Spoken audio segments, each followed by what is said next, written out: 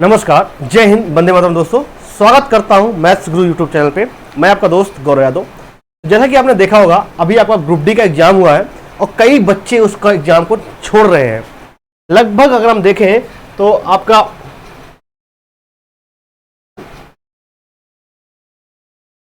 लगभग आपके ना 40% 50% लगभग बच्चे एग्जाम देना छोड़ रहे हैं, तो जो कि बहुत ही गलत बात है। अगर जिन बच्चों को एग्जाम हो, एग्जाम जरूर दीजिए, क्योंकि लगभग आधे बच्चे तो एग्जाम नहीं दे रहे हैं। तो इसका मतलब क्या हुआ, आधे लोग का कंपटीशन तो ऐसे बाहर हो गए। मैं आपके साथ अभी आया हूं, मैथ्स का पेपर कैसा आपका हुआ था, जो अभी हुआ है आपका, उसमें क्या क्या चीजें आई हैं वो मैं आपको बताता हूं भाई। अब मैथ्स का आपका ग्रुप डी का जो पेपर हुआ है, उसमें क्या क्या कौन कौन से क्वेश्चन बने हैं, बहुत आसान तरीके से बताऊंगा मैं। तो क्लास को शुरू करते हैं भाई।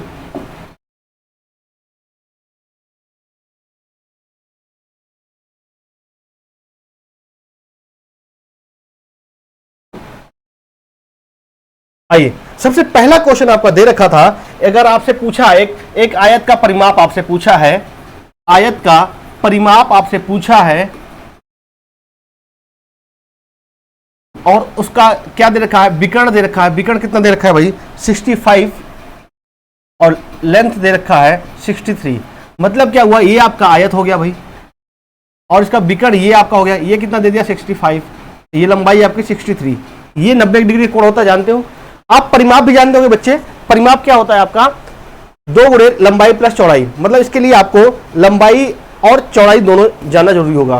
परिमाप क्या होता है आपका, लंबाई प्लस चौड़ाई। तो मतलब क्या है, आपको लंबाई भी चाहिए, दे रखा है, और चौड़ाई चाहिए, तो आपको ये निकालना है। तो आप जानते हो, पाइथागोरस से निकाल दोगे आप। तो अगर आपका ये b है मान लो, तो b बराबर क्या हो जाएगा, रूट 65। ये होता ना कर्ण का स्क्वायर माइनस आधार का स्क्वायर, तो क्या होगा 65 का स्क्वायर माइनस 63 का स्क्वायर। अब कई बच्चे कह रहे होंगे, सर हमें 65 का स्क्वायर तो मान लो आता है, 6 7 42 25 हो जाएगा, लेकिन 63 का स्क्वायर नहीं आ रहा होगा कई बच्चों को। तो कंफ्यूज ही होते भाई, पेपर में अटेम्प्ट कैसे करना वो देखो। अब ये चीज तो जानते हो ना, ए स्क्वायर माइनस बी स्क्वायर और क्या होता है, एक ब्रैकेट में प्लस बी, एक ब्रैकेट में माइनस बी। अरे ये तो जानते हैं ना अच्छे से, तो बस ये चीज यहाँ पे अप्लाई करो। तो यहाँ पे करोगे एक बार प्लस बी, एक बार प्लस बी कर दो, क्या आ जाएगा 128, और माइनस करोगे तो क्या आएगा, 2 आ जाएगा। तो क्या आ जाएगा, 28 दूनी 56, 256। और 256 किसका होता है भाई, 16 का होता है। किसका होता है, 16 का। तो यहां से आपको क्या मिल गया,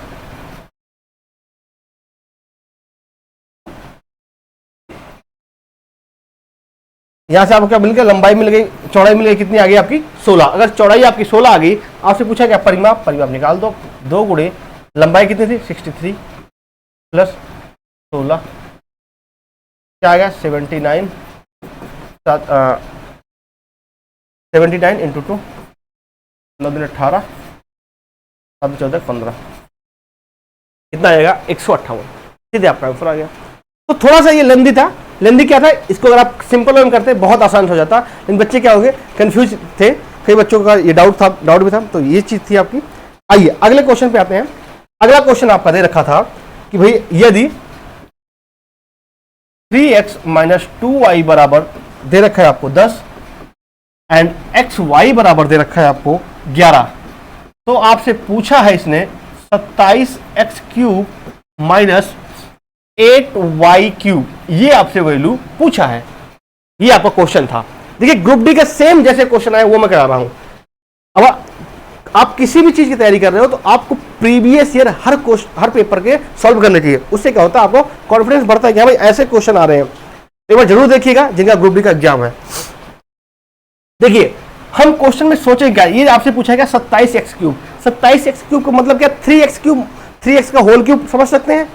तो इसका मतलब क्या हुआ, इसका इसने होल क्यूब किया है। हमें अटेम्प्ट कैसे करना है, पेपर में आ गया तो करना कैसे है कि हमारा पहला स्टेप क्या हो, 27x क्यूब दे रखा है, तो इसका मतलब क्या, 3x माइनस 2 है, मैं पूरा होल क्यूब कर दूं तो कहीं ना कहीं हमें ये चीज मिल जाएगी। बस होल क्यूब कर दो भाई, तो क्या आ जाएगा ये 3x माइनस 2y का होल क्यूब कर दो भाई। तो इधर करोगे क्यूब तो इधर भी करना पड़ेगा।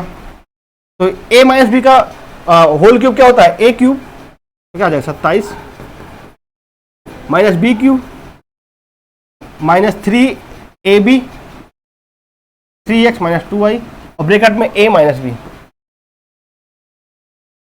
ये बात आपको समझ आ गई? बराबर 10 का क्यूब कितना होता है? 1000। बस क्वेश्चन खत्म। ये आपसे पूछा है, ये आपसे पूछा तो आप इसको इट इज रहने दीजिए।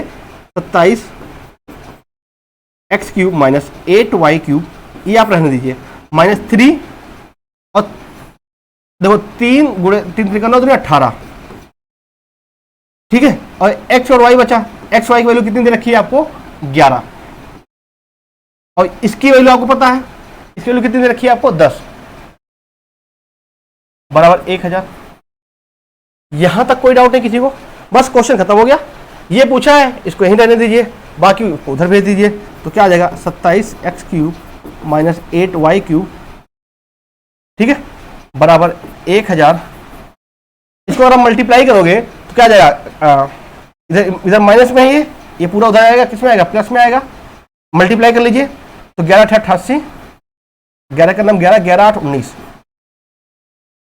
ठीक है। 10 से मल्टीप्लाई करो, 0 आगे आ जाएगा, तो क्या आ जाएगा? 2980। क्या आएगा? 2980। क्लियर है? आसान से चीजें थी। तो ऐसे क्वेश्चन है, मैं तो कहता हूं मैथ रीजनिंग सारे क्वेश्चन भी मैं कराऊंगा आपको। मैथ रीजनिंग पूरे में पूरे लेने हैं, पूरे में एक भी क्वेश्चन आपको छोड़ना नहीं है। आओ भाई अगले क्वेश्चन पे आओ। अगला क्वेश्चन देखो, इतना इससे आसान क्या होगा यार? क्या बोला है? p plus q minus q plus r बराबर 15। तो बता दो भैया p माइनस आर। अरे ये कुछ क्वेश्चन है क्या? ये ऐसे क्वेश्चन पूछे हैं आपसे, ये क्वेश्चन आपसे पूछा है। अगर आपसे ये क्वेश्चन पूछा है, सिंपल इसको खोलोगे जैसे ही ना, जैसे ही आप इसको खोलोगे, p plus q minus Q हो जाएगा, माइनस का आर हो जाएगा, बराबर क्या? 15। तो अगर आप यहां से देखो, क्यू से प्लस का क्यू माइनस क्यू कट गया, बचा क्या? p माइनस आर बराबर क्या आ जाएगा आपका? 15। क्लियर है? तो ही आपका सीधे आपका आंसर आ गया। और कुछ बचा क्या? आइए अगले क्वेश्चन पे आइए। अगला क्वेश्चन आपका ट्रिग्नोमेट्री से है भाई। कह रहा है यदि इफ tan 9a बराबर दे रखा है आपको cot 5a माइनस 50, तो आपसे पूछा है sin 3a की वैल्यू। sin 3a क्या होगा आपसे, ये पूछा है। जल्दी से वीडियो को रोको, खुद करो एक बार, खुद करो, क्या आएगा आपका आंसर? खुद करो भाई एक बार, क्या आएगा? देखो कभी भी अगर आपसे दिया जाए साइन, आपने देखा होगा साइन 30 बराबर कॉस 60 होता है। वैसे अगर आप देखोगे tan 30 बराबर कॉट 60 होता है। तो मतलब क्या हुआ? ये तब बराबर होते हैं जब इनकी दोनों की वैल्यू 90 होगी। ये तब बराबर होते हैं जब इनकी दोनों की वैल्यू, जो आपका थीटा में दे रखा है वैल्यू, इनकी वैल्यू, इनका योग क्या होना चाहिए? 90 होना चाहिए। ये बात आप जानते हुए, या मैं इसका डिटेल जब ट्रिग्नोमेट्री कराऊंगा तब मैं आपको बताऊंगा, लेकिन सिंपल सी बात बताइए, जानिए। साइन का कॉस के साथ, टेन का कॉट के साथ, सेक का कॉसेक के साथ बनता है। अगर ये दोनों बराबर है, इसका मतलब कि जो इनका थीटा की जगह पे जो लिखा हुआ है, ये क्या होगा? इनका योग 90 होगा। इनका योग क्या होगा? 90 होगा। ठीक है, तो इसका मतलब बस इतना अगर आप बात जानते हो, इनका योग क्या होगा? 90 होगा, तो बस क्वेश्चन ही खत्म हो गया। 9a प्लस क्या है? 5a माइनस 50 बराबर क्या होगा? 90। ठीक है, 9 5 14, 14a ये माइनस में उधर जाके जुड़ जाएगा, क्या आएगा? 140। तो a बराबर क्या आ जाएगा आपका? 10। यार यहां तक किसी कोई दिक्कत है क्या? a बराबर कितना आ गया आपका? 10। आपसे वैल्यू किसकी पूछा है? इसकी, साइन 3a। तो a की वैल्यू आपको पता हो गई। a की वैल्यू कितनी? 10। 3a इंटू 10 क्या आ जाएगा? साइन 30। और साइन 30 की वैल्यू क्या जानते हो आप लोग? 1/2। साइन 30 वैल्यू क्या होती है? 1/2। सीधे आपका आंसर हो गया। तो देखो यार, ऐसे एग्जाम आ रहे हैं, तो आपसे मैं यही कहूंगा, अगर आपको दो, कई बार होता है जीएस में आपके क्वेश्चन जो है रुक जाते हैं, क्योंकि कई बार ऐसा डाटा पूछ लेता शायद आपको ना पता हो, लेकिन मैथ और रीजनिंग एक भी क्वेश्चन नहीं आएगा जो आपको ना पता हो। ऐसे क्वेश्चन आ रहे हैं, और इनको अगर आप मेरे तरीके से चलोगे तो सारे क्वेश्चन आपको सॉल्व हो जाएंगे भाई। देखिए यहां तक कोई दिक्कत नहीं। आइए अगले क्वेश्चन। एक क्वेश्चन आपका कंपाउंड इंटरेस्ट से था भाई। क्या प्रिंसिपल मूलधन दे दिया इसने 10,000 रुपए। मूलधन कितना दे दिया? 10,000, और आपसे रेट दे दिया 10%, और आपको मिश्र धन दिया है, अमाउंट दे रखा है 13,3110। ठीक है। और आपसे पूछा कि भाई कितने समय में हुआ है ये, मतलब 10,000 रुपए की धनराशि 10% वार्षिक चक्रवृद्धि ब्याज की दर से कितने वर्ष में 13,310 रुपए हो जाएगी, ये क्वेश्चन कहना चाह रहा है। मतलब आपको प्रिंसिपल, अमाउंट और रेट दे रखा है, आपसे टाइम पूछ रहा है। तो आपको पास दो तरीका है, मैंने आपको बताया था कभी भी 10% दिख रहा है, सीधे आप कर सकते हो 1/10, मतलब 10 से 11। अब देखो अगर 2 साल में हुआ तो स्क्वायर होगा, 3 साल में हुआ तो क्यूब होगा, 4 साल में हुआ तो क्या होगा। अब देखो 11 दे रखा है, 11 का क्यूब, देखो ये अमाउंट क्या है 1331, 11 क्या होता है क्यूब होता है, इसका मतलब क्यूब किया होगा। और क्यूब कब होता है, जब आपका समय 3 साल होता है। अगर ये 121 होता, ये होता 121 होता तो मतलब क्या स्क्वायर किया गया है कहीं ना कहीं, तो क्या टाइम आपका 2 साल होता। लेकिन यहाँ पे क्या है 1331, इसका मतलब क्यूब किया गया, और क्यूब का मतलब कि क्या होता है, समय आपका 3 साल है बच्चे। ये बात क्लियर है। ये तो आपका कॉमन सेंस हुआ, विद इन देखते ही क्वेश्चन खत्म कर देते। अगर आपको चलो ऐसा नहीं आ रहा तो मैं आपको दूसरा तरीका बता देता हूं। अगर आपको फिर भी नहीं समझ में आ रहा, देखो रेट दे रखा है आपको 10%, 10% वैल्यू क्या होती है 1/10, मतलब कोई चीज 10 थी तो कितनी हो जाएगी 11। अब देखो कितना का मूलधन था, 10,000 था भाई। अब ये 10,000 कैसे बढ़ेगा, 11/10 से कितनी बार गुणा करना पड़ेगा हमें नहीं पता भाई, इसकी पावर टी कर लेते हैं, बराबर कितना हो जाएगा 13, 31, 10। ठीक है 13 31। अब देखो 0 0 काट दो, 0 0 गया। अब देखो ये क्या है 13 से 31, ये क्या है आपका 1,000, तो 11/10, ये क्या लिख जाएगा 13 31/1000। एक ये 13 31 क्या होता है भाई 11 क्यूब होता है, ये क्या होता है 10 का क्यूब। तो अगर आप यहां से तुलना करेंगे तो टी की वैल्यू क्या आ जाएगी 3 आ जाएगी। आप ऐसे भी निकाल सकते हो, आपके पास हर तरीका है भाई, जिस तरीका से आप करना चाहते हो आप उस तरीका से क्वेश्चन को सॉल्व कर सकते हैं। क्लियर है। आइए अगले क्वेश्चन पे। अगला क्वेश्चन आपसे क्या कहना चाह रहा था भाई, सारे क्वेश्चन में लेके आया हूं आपको। क्वेश्चन कह रहा भाई एक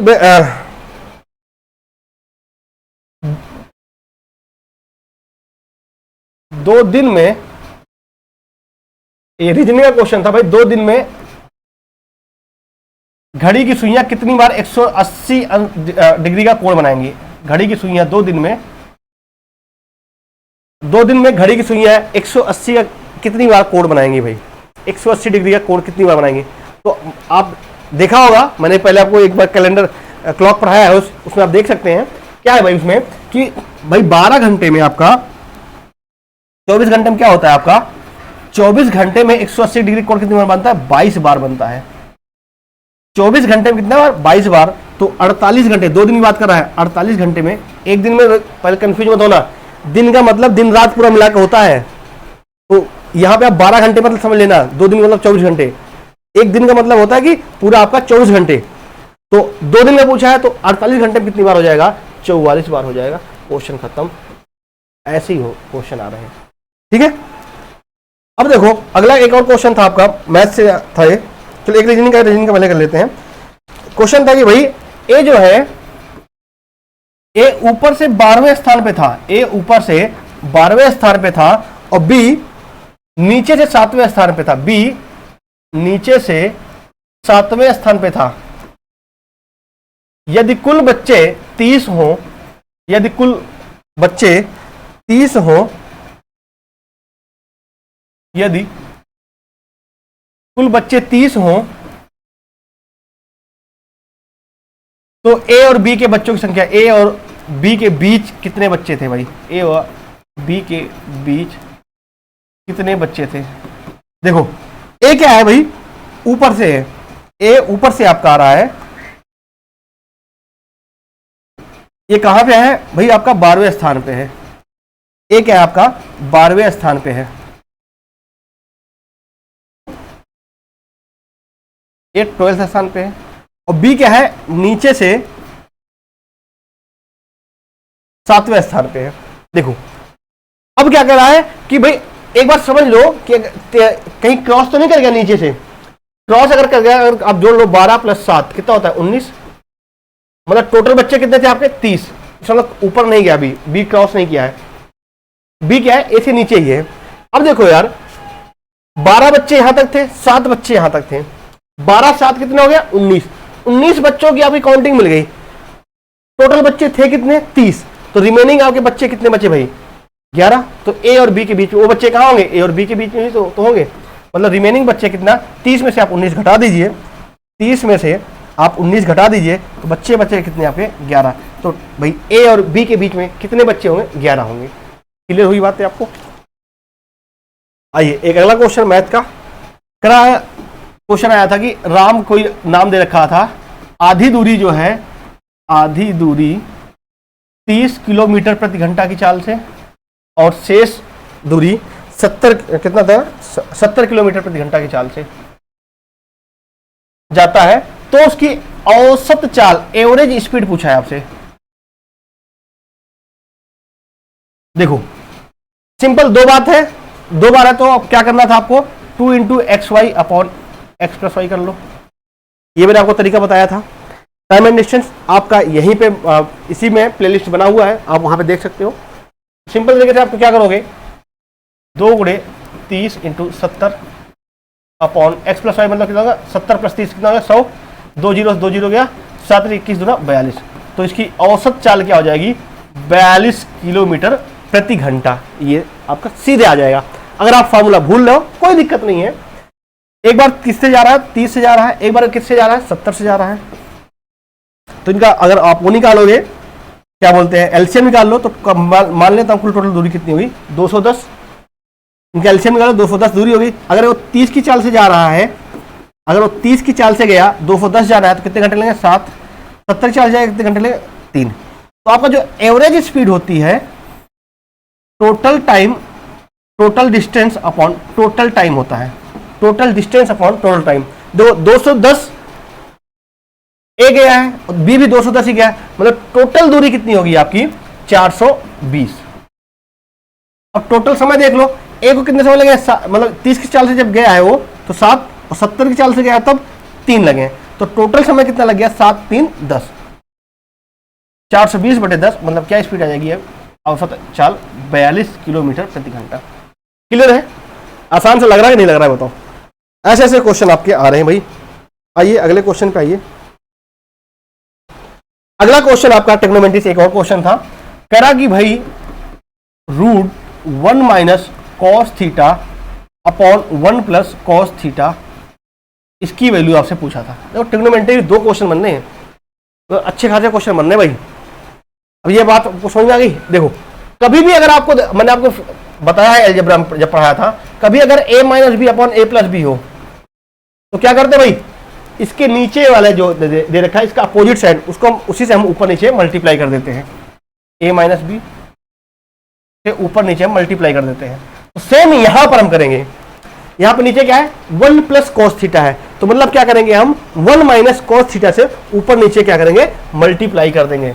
1 माइनस कॉस थीटा से अगर आप ऊपर नीचे मल्टीप्लाई कर दोगे मेरे दोस्त, तो क्या हो जाएगा ये √1 माइनस कॉस थीटा से भी ऊपर मल्टीप्लाई होगा तो क्या आ जाएगा 1 माइनस कॉस थीटा का स्क्वायर।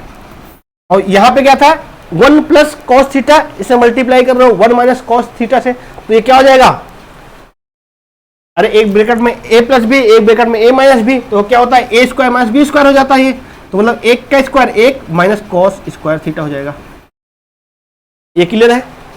अब देखो आप लोग जानते होंगे sine square theta plus cos square theta बराबर क्या होता है 1, ठीक है।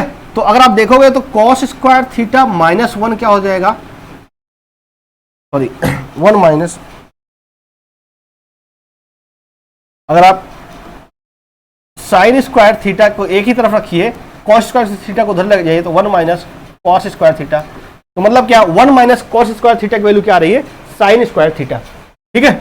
अब देखो रूट के अंदर ये स्क्वायर है तो रूट हट जाएगा ऊपर से, तो क्या बचेगा ये 1 माइनस कॉस थीटा, और ये क्या 1 माइनस कॉस स्क्वायर थीटा, मतलब क्या बचेगा ये साइन स्क्वायर थीटा, रूट है तो रूट के बाहर आएगा तो सिर्फ क्या बचेगा sign theta.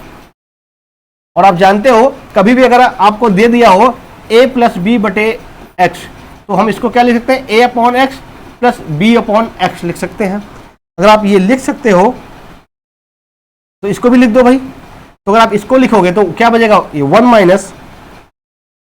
Minus sine theta minus cos theta upon sine theta, तो 1 माइनस साइन थीटा क्या होता है, cosec theta minus cot theta. ये आपका आंसर।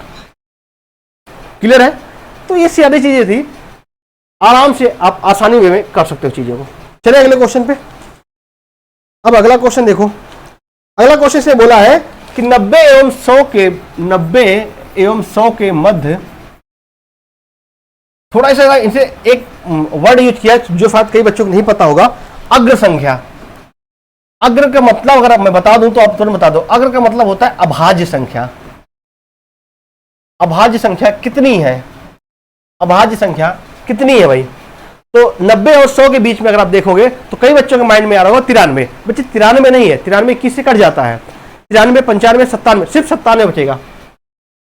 तो कितनी संख्या है? एक, सिर्फ एक संख्या है, वो भी कौन सी है आपकी? 97 है। आइए अगले क्वेश्चन पे।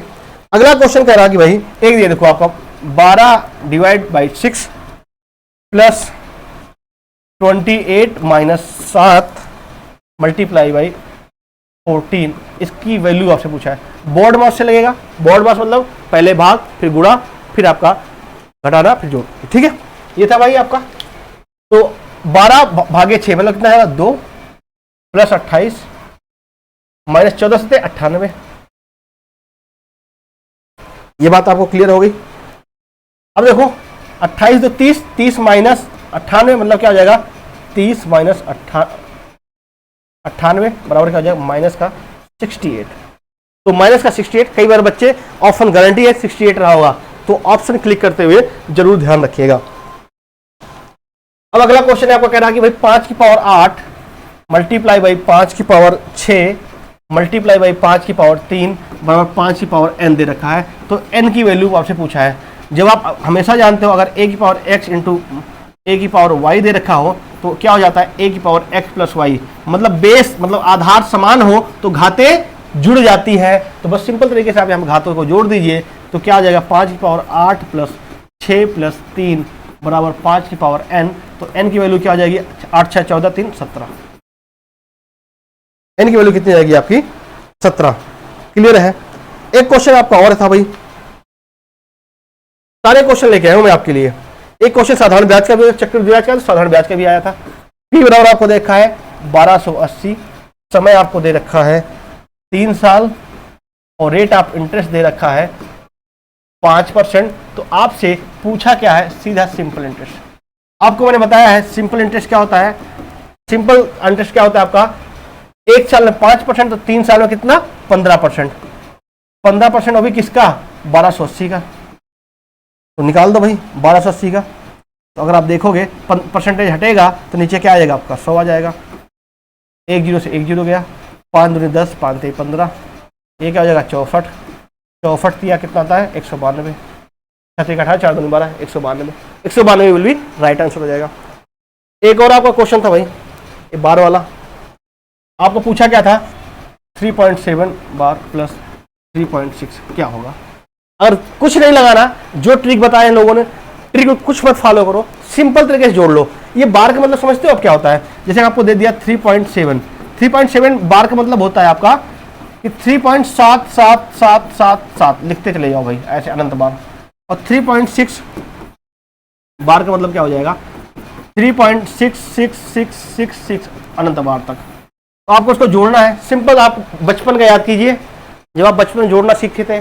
देखो यार, कहीं से जोड़ना 7 6 13 3 हासिला 1, 7 6 13 14, 7 6 13 14, 7 6 13 14, 3 3 6 7। मतलब ये 4 कई बार रहेगा क्योंकि हमने एक ही बार लिया है। तो इसको हम क्या लिख सकते हैं? 6.4 बार। और 3 3 6, एक और यहाँ पे आएगा ना 7, 7.4 क्या आएगा आपका आंसर? 7.4 बार। मतलब क्या? 7.4, क्योंकि यहाँ पे 7 6 13 14, 14 4, एक इधर कैरी होगा ना, तो 3 3 6 7 हो जाएगा। क्लियर है? तो ये सारी थी आपकी मैथ के जो आपके क्वेश्चंस आए थे, उनको हमने बहुत ही आसानी से किया, बहुत ही सिंपल वे में। तो इसी तरीके से क्वेश्चन आपके बनेंगे, जो भी आपके क्वेश्चन होंगे मैं उनको कराऊंगा। तो प्लीज एक बार आपसे सबसे गुजारिश है, अपने ग्रुप डी के एग्जाम को मत छोड़ो। कितने भी दूर हो यार, रिजर्वेशन नहीं हो पा रहा है तो जनरल में बैठ के चले जाओ। पैसा नहीं है तो विदाउट टिकट चले जाओ, लेकिन एग्जाम दो। टीटी मिले टीटी से रिक्वेस्ट कर लेना, बता देना ये चीज है सर, ऐसी सी है। एग्जाम मत छोड़ो दोस्त, सब लोग एग्जाम दो, ठीक है। नहीं, मिलते हैं नेक्स्ट क्लास में। जय हिंद, वंदे मातरम दोस्तों।